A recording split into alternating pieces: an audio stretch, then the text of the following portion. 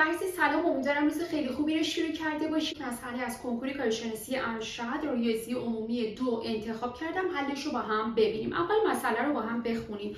توی این مسئله گفته تابع f(x) و y رو به این صورت تعریف کرده که تابع دو متغیر است. x به توان 2 در صورت داریم تقسیم بر x به توان 2 به علاوه y به توان 2 هم در مخرج.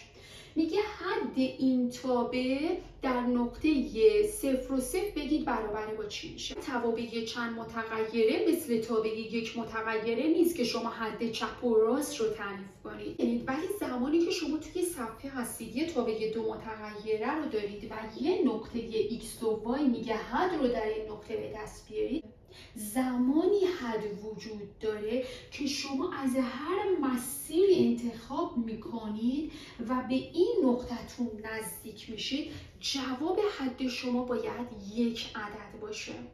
اگر این اتفاق افتاد میگید حد تابعتون برابر با اون عدد است.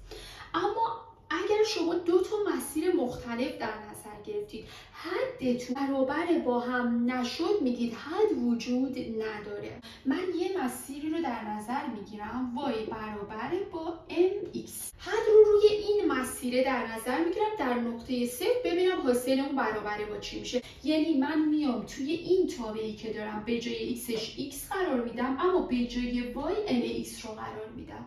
این یعنی مسیر من جایگذاری شده روی اون تابعی که دارم. اگر این جایگذاری رو شما انجام بدید ببینید f(x) و mx شما برابر با چی میشه؟ میشه x به توان 2 x به توان 2 به علاوه mx به توان 2. اینجا میشه x به توان 2 اینجا x به توان 2. اگر فاکتور بگیرم توی مخرج میشه 1 به علاوه m به توان 2. این دوتا ساده میشه و تابع من به چی بستگی داره؟ به m بستگی داره.